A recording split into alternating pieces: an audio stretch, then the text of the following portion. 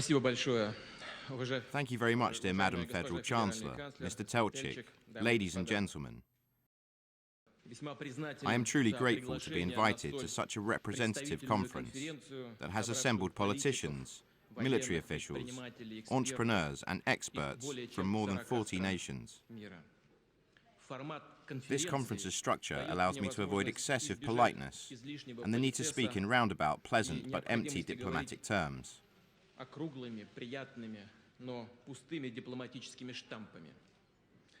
This conference's format will allow me to say what I really think about international security problems. And if my comments seem unduly polemic, pointed or inexact to our colleagues, then I would ask you not to get angry with me. After all, this is only a conference, and I hope that after the first 2 or 3 minutes of my speech, Mr. Telchik will not turn on the red light over there.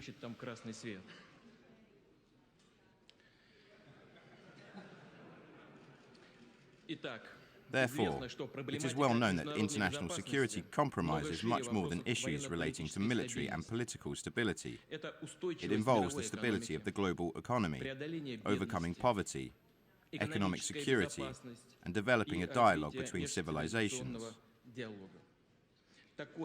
This universal, indivisible character of security is expressed as the basic principle that security for one is security for all.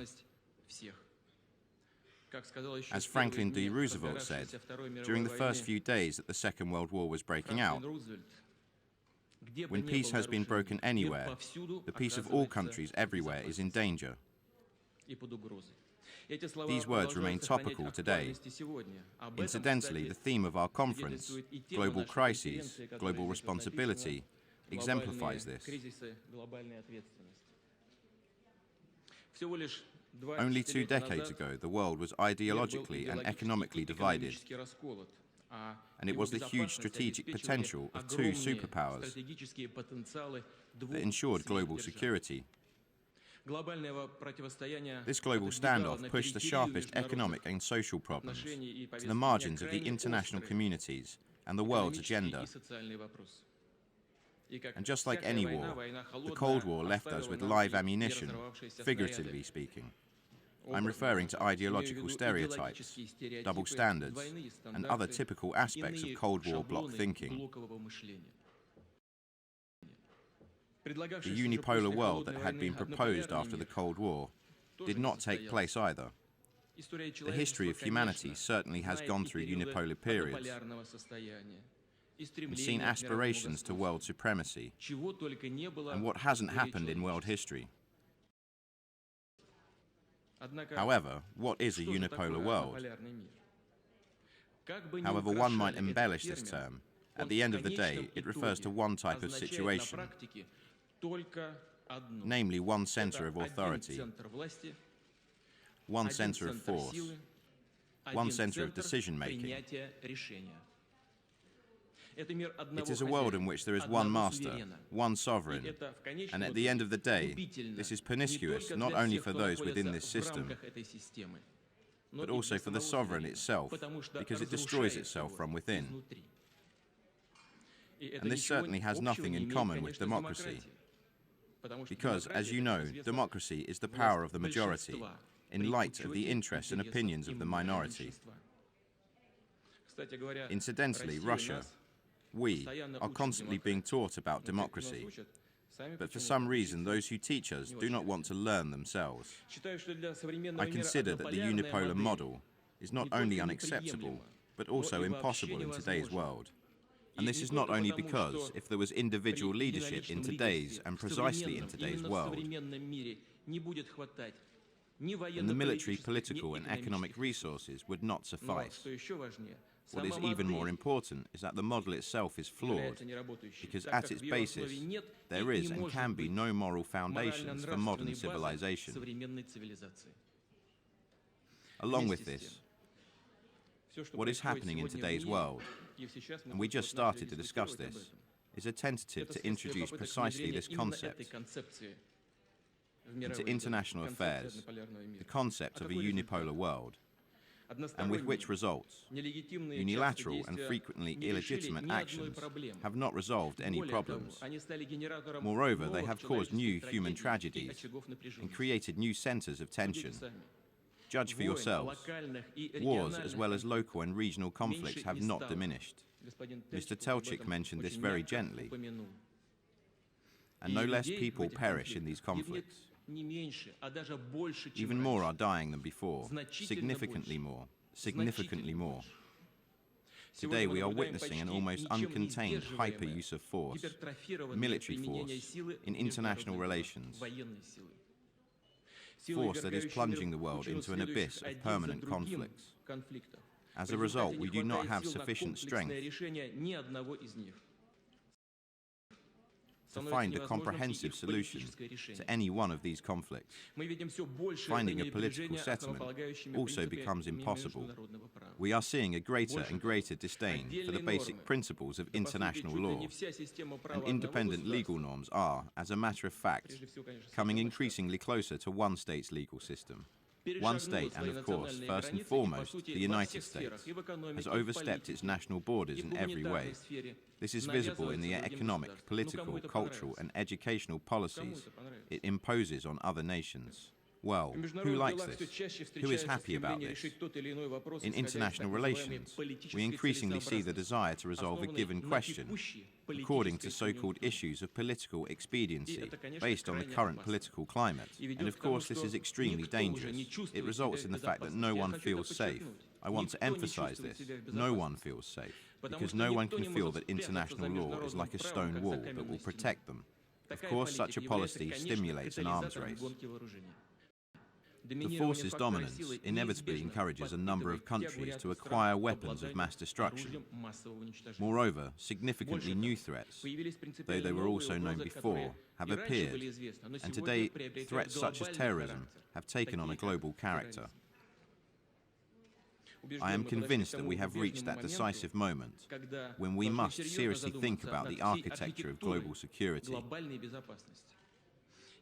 We must proceed by searching for a reasonable balance between the interests of all participants in international dialogue, especially since the international landscape is so varied and changes so quickly. Changes in the light of the dynamic development in a whole number of countries and regions. Madam Federal Chancellor already mentioned this. The combined GDP, measured in purchasing power parity of countries such as India and China, is already greater than that of the United States. And a similar calculation with the GDP of the BRIC countries, Brazil, Russia, India and China, surpasses the cumulative GDP of the EU.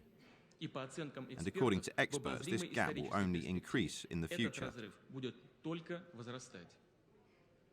There is no reason to doubt that the economic potential of the new centers of global economic growth will inevitably be converted into political influence and will strengthen multipolarity.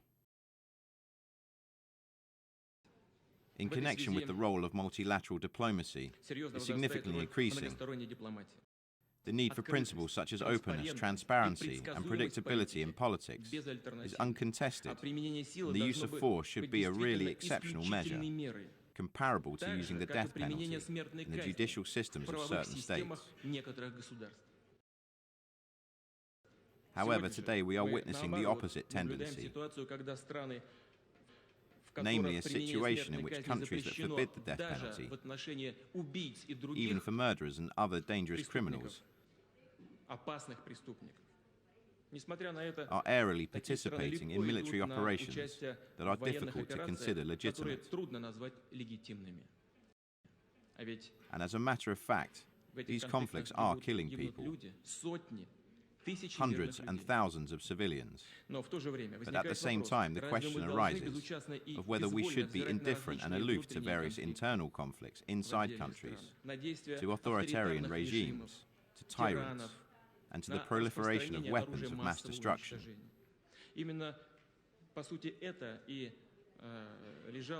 As a matter of fact, this was also at the center of the question that our dear colleague Mr. Lieberman asked the Federal Chancellor.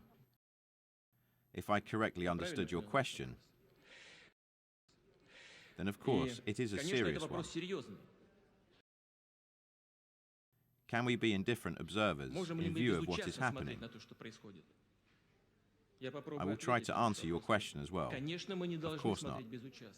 But we do have the means to counter these threats. Certainly we do. It is sufficient to look at recent history. Did not our country have a peaceful transition to democracy? Indeed, we witnessed a peaceful transformation of the Soviet regime. A peaceful transformation. And what a regime! With what a number of weapons, including nuclear weapons. Why should we start bombing and shooting now at every available opportunity? Is it the case when without the threat of mutual destruction, we do not have enough political culture, respect for democratic values and for the law? I am convinced that the only mechanism that can make decisions about using military force as a last resort is the Charter of the United Nations. And in connection with this, either I did not understand what our colleague, the Italian Defense Minister, just said, or what he said was inexact. In any case, I understood that the use of force can only be legitimate when the decision is taken by NATO, the EU, or the UN. If he really does think so, then we have different points of view. Or I didn't hear correctly. The use of force can only be considered legitimate if the decision is sanctioned by the UN. And we do not need to substitute NATO or the EU for the UN. When the UN will truly unite the forces of the international community and can really react to events in various countries, when we will leave behind this disdain for international law, then the situation will be able to change. Otherwise, the situation will simply result in a dead end, and the number of serious mistakes will be multiplied. Along with this, it is necessary to make sure that international law have a universal character both in the conception and application of its norms. And one must not forget that democratic political actions necessarily go along with discussion and are laborious decision-making processes. Dear ladies and gentlemen, the potential danger of the destabilization of international relations is connected with obvious stagnation in the disarmament issue. Russia supports the renewal of dialogue on this important question. It is important to conserve the international legal framework relating to weapons destruction and therefore ensure continuity in the process of producing nuclear weapons. Together with the United States of America, we agreed to reduce our nuclear strategic missile capabilities to up to 1,700 to 2,000 nuclear warheads by the 31st of December 2012. Russia intends to strictly fulfill the obligations it has taken on. We hope that our partners will also act in a transparent way and will refrain from laying aside a couple of hundred superfluous nuclear warheads for a rainy day. And if today the new American Defense Minister declares that the United States will not hide these superfluous weapons in warehouse or, as one might say, under a pillow or under the blanket, then I suggest that we all rise and greet this declaration standing. It would be a very important declaration.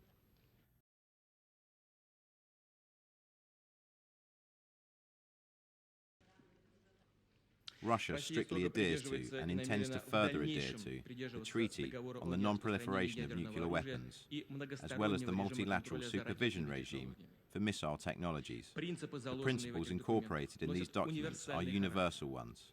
In connection with this, I would like to recall that in the 1980s, the USSR and the United States signed an agreement on destroying a whole range of small and medium-range missiles. But these documents do not have a universal character. Today, many other countries have these missiles, including the Democratic People's Republic of Korea, the Republic of Korea, India, Iran, Pakistan, and Israel. Many countries are working on these systems and plan to incorporate them as part of their weapons arsenals. And only the United States and Russia bear the responsibility to not create such weapon systems. It is obvious that in these conditions, we must think about ensuring our own security. At the same time, it is impossible to sanction the appearance of new destabilizing high-tech weapons. Needless to say, it refers to measures to prevent a new area of confrontation, especially in outer space. Star Wars is no longer a fantasy, it is a reality. In the middle of the 1980s, our American partners were already able to intercept their own satellite. In Russia's opinion, the militarization of outer space could only have unpredictable consequences for the international community and provoke nothing less than the beginning of a nuclear era. And we have come forward more than once with initiatives designed to prevent the use of weapons in outer space. Today I would like to tell you that we have prepared a project for an agreement on the prevention of deploying weapons in outer space. And in the near future, it will be sent to our partners as an official proposal. Let's work on this together. Plans to expand certain elements of the anti-missile defense system to Europe cannot help but disturb us. Who needs the next step of what would be, in this case, an inevitable arms race? I deeply doubt that Europeans themselves do. Missile weapons with a range of about 5,000 to 8,000 kilometers that really pose a threat to Europe do not exist in any of the so-called problem countries. And in the near future and prospects, this will not happen and is not even foreseeable. And any hypothetical launch of, for example, a North Korean rocket to American territory through Western Europe obviously contradicts the laws of ballistics. As we say in Russia, it would be like using the right hand to reach the left ear. And in Germany, I cannot help but mention the pitiable condition of the Treaty on Conventional Armed Forces in Europe. The adapted Treaty on Conventional Armed Forces in Europe was signed in 1999.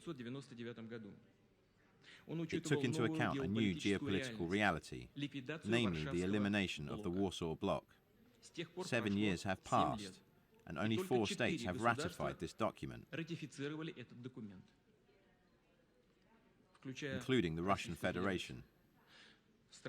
NATO countries openly declared that they will not ratify this treaty, including the provisions on flank restrictions, on deploying a certain number of armed forces in the flank zones until Russia removed its military bases from Georgia and Moldova.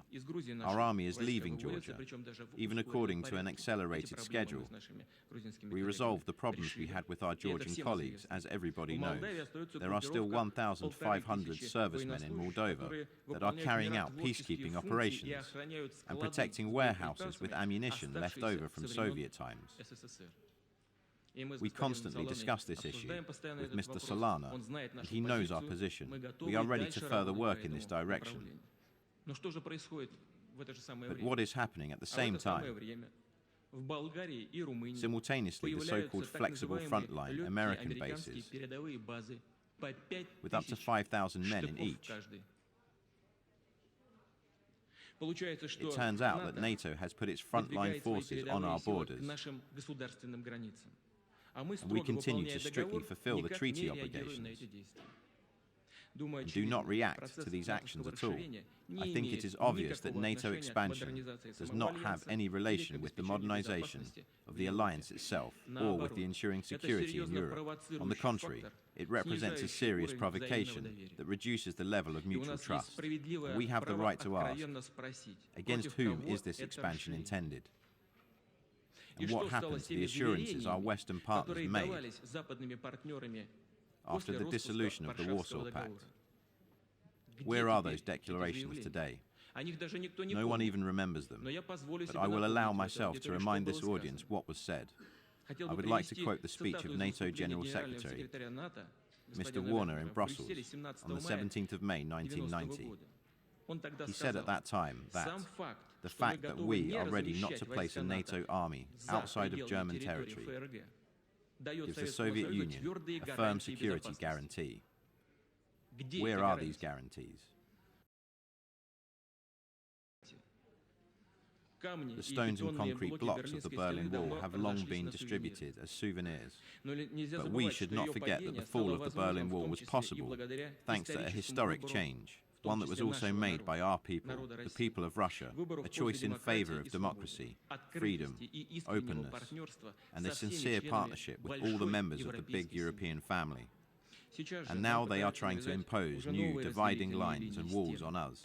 These walls may be virtual, but they are nevertheless dividing, ones that cut through our continent.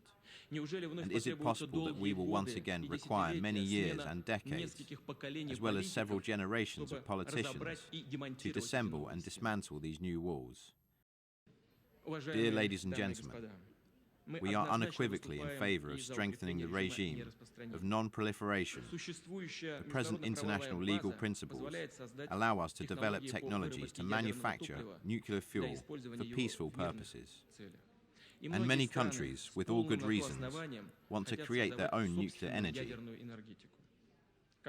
as a basis for their energy independence. But we also understand that these technologies can be quickly transformed into nuclear weapons. This creates serious international tensions. The situation surrounding the Iranian nuclear program acts as a clear example, and if the international community does not find a reasonable solution for resolving these conflicts of interest, the world will continue to suffer similar, destabilizing crises, because there are more threshold countries than simply Iran. We both know this. We are going to constantly fight against the threat of the proliferation of weapons of mass destruction. Last year, Russia put forward the initiative to establish international centers for the enrichment of uranium. We are open to the possibility that such centers not only be created in Russia, but also in other countries where there is a legitimate basis for using civil nuclear energy. Countries that want to develop their nuclear energy could guarantee that they will receive fuel through direct participation in these centers, and the centers would, of course, operate under strict IAEA supervision. The latest initiatives put forward by American President George W. Bush are in conformity with the Russian proposals. I consider that Russia and the USA are objectively and equally interested in strengthening the regime of the non-proliferation of weapons of mass destruction and their deployment. It is precisely our countries, with leading nuclear and missile capabilities, that must act as leaders in developing new, stricter non-proliferation measures. Russia is ready for such work. We are engaged in consultations with our American friends.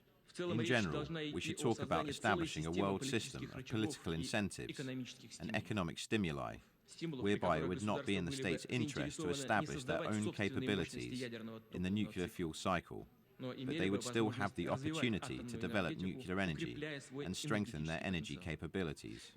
In connection with this, I shall talk about international energy cooperation in more detail. Madam Federal Chancellor also spoke about this briefly.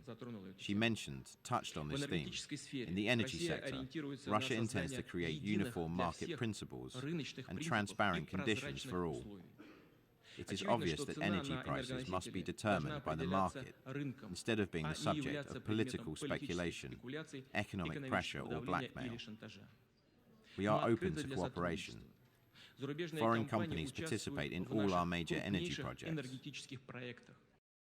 According to different estimates, up to 26% of the oil extraction in Russia, and please think about this figure, up to 26% of the oil extraction in Russia is done by foreign capital. Try to find me a similar example where Russian businesses participate extensively in the key economic sectors in Western countries. Such examples do not exist. There are no such examples.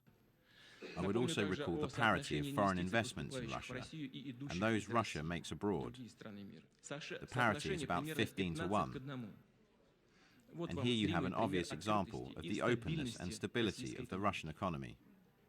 Economic security is the sector in which all must adhere to uniform principles. We are ready to compete fairly. For that reason, more and more opportunities are appearing in the Russian economy. Experts and our Western partners are objectively evaluating these changes. As such, Russia's OECD sovereign credit rating improved, and Russia passed from the fourth to the third group. And today in Munich, I would like to use this occasion to thank our German colleagues for their help in the above decision.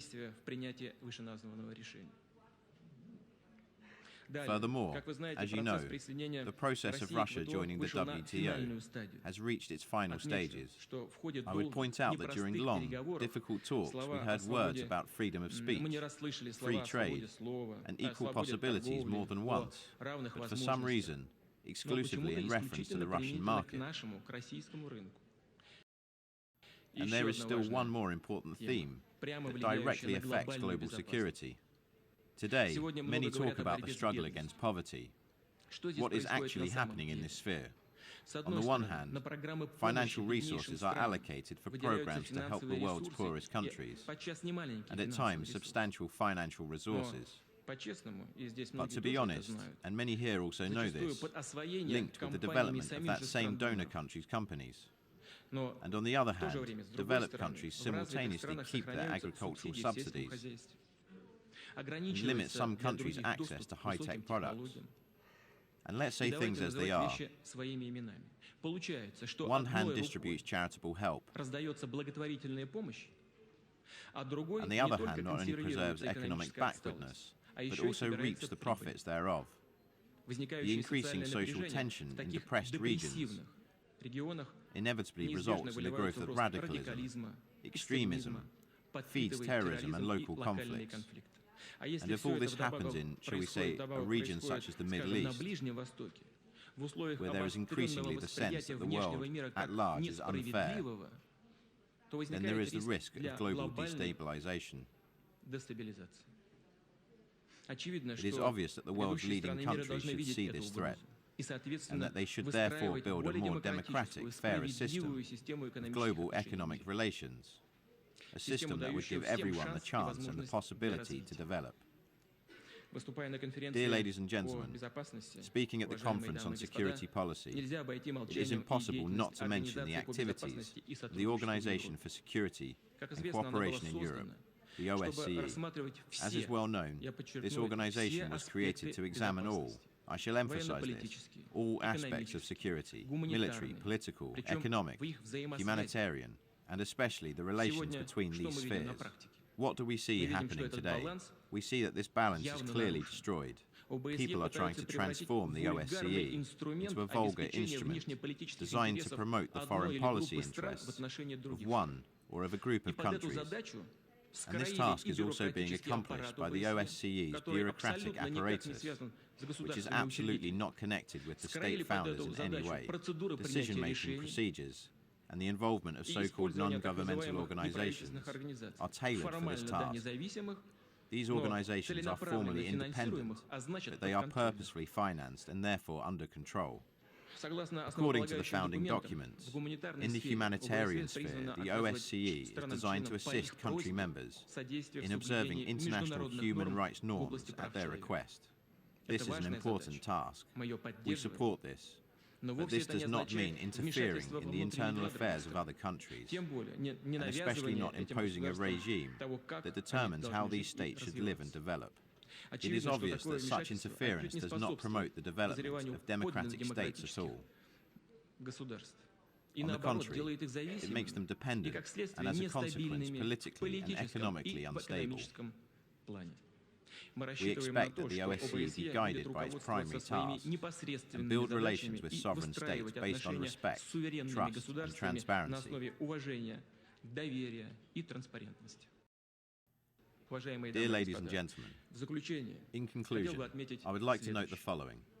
We very often, and personally I very often, hear appeals by our partners, including our European partners, to the effect that Russia should play an increasingly active role in world affairs.